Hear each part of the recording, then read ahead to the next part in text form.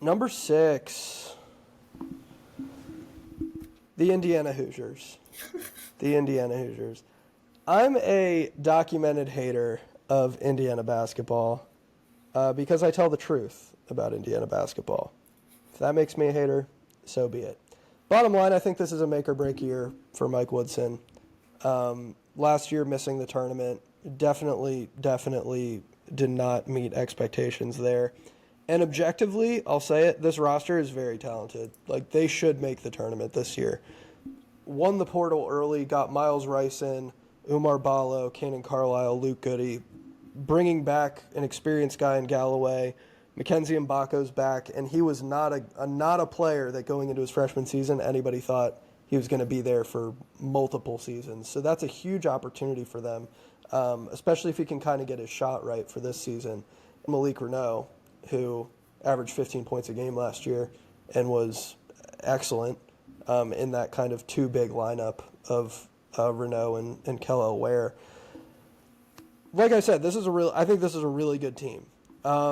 The thing that will ultimately hold them back is Mike Woodson.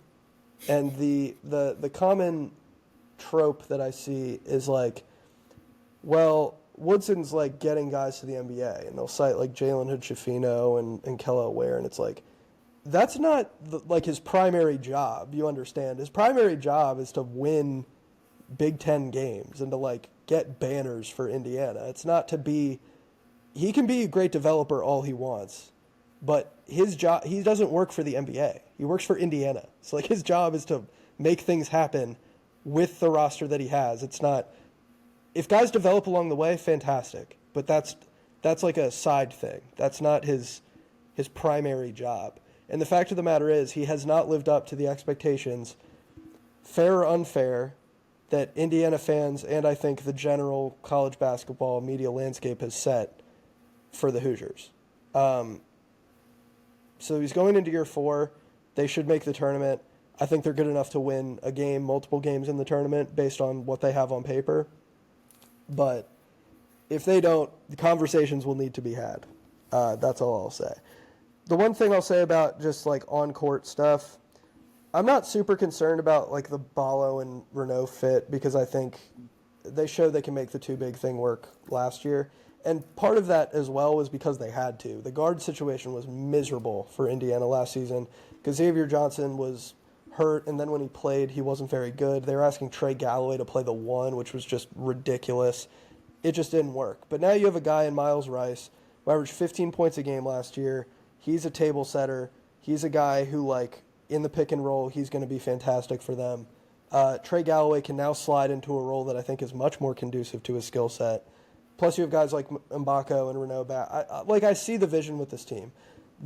One of the big problems they had last year was they could not shoot at all.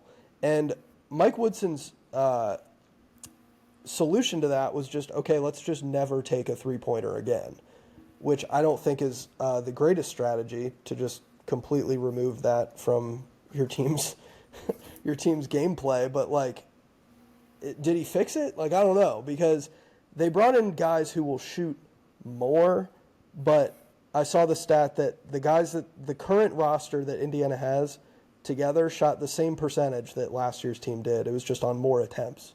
So I don't know if that's necessarily a good thing. Like, you have more guys willing to shoot, but if they're shooting the same percentage, then it's like, what's the point? And if Mike Woodson doesn't let them take threes, then again, what's the point? So make or break here for Mike Woodson. That is what I'll say. I'm just naturally an Indiana pessimist, I'll say it. What's your vision for Indiana? Is this the year that Mike Woodson finally like figures it out, or is it like Indiana's just going to disappoint again? I don't know if Mike Woodson figures it out as much as Indiana's NIL and athletic department has granted him such a talented roster that he will just win anyway, in spite of maybe the coaching critiques you have levied against him in the last like 4.5 minutes and consistently the last couple of years. So I do think this roster is so talented, you know, like it's just whether he finished these last couple of years. You touched on it, but in terms of 3-point rate, they were 351st and 354th in the last 2 seasons, according to KenPom. They were not putting them up. So I do think the fact, even if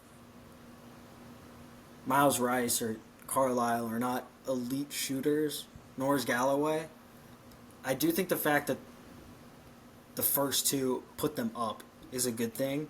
And you can have Luke Goody on the floor to space it out.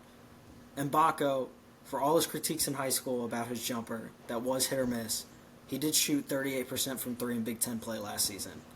So, I think there's enough of a sample size there to say it probably translates into year 2. Mm-hmm. Is Umar Ballo being underrated at all in terms of him just being an asset for this front court? It does feel like it feels like if anyone had a chance to maybe knock Braden Smith off the preseason Player of the Year pedestal, it was him, and I don't think he even got much recognition or thought for that. I don't know. Maybe I do believe he was first team All Big Ten in most preseason projections, so I think that right there shows that he isn't that people expect him to. It just doesn't feel like the hype train is there for him so much as it is with a bunch of other pieces on this roster, which I find interesting for a guy that's a nightly 13 or 14 and 10, Mm-hmm. So. Right. Yeah, Ballo is an interesting case because I think he was almost universally lauded as the best, one of the 2 or 3 best incoming transfers in the country. Yeah. And I think just based on what he's done at Arizona, especially, he probably is the best player on this roster, I think. But it's, again, there's so many guys who that could end up being by the end of the season. It's a really good problem to have, actually, where they have just so many guys who are individually talented that, maybe Mackenzie Mbako just goes off and ends up being the best player by season's end, right? Because that was his overall percentage wasn't altogether promising, but yeah, he did shoot 38% in Big Ten play because he just had such an awful, awful start to last year shooting the ball, but then came around by the time that it really was going to make a difference. I don't know. This team is so talented that I almost think Woodson's previous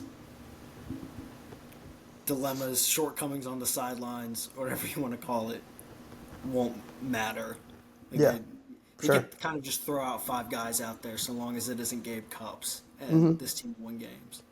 I think a success for this Indiana team is there's one of 2 options, I think.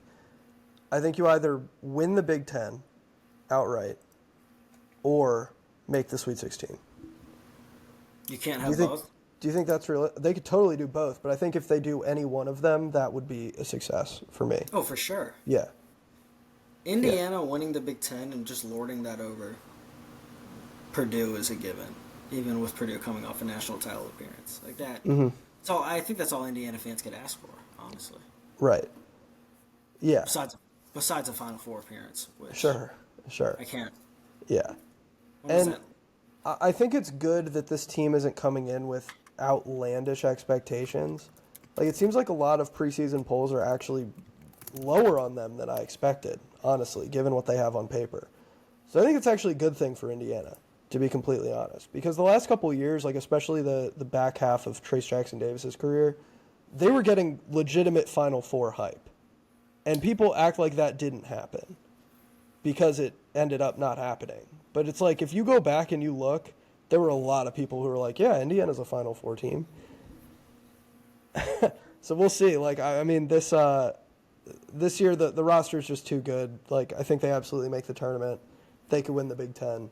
And if they don't, then we'll have that conversation. But for right now, I expect them to be a very good team. So that's Indiana.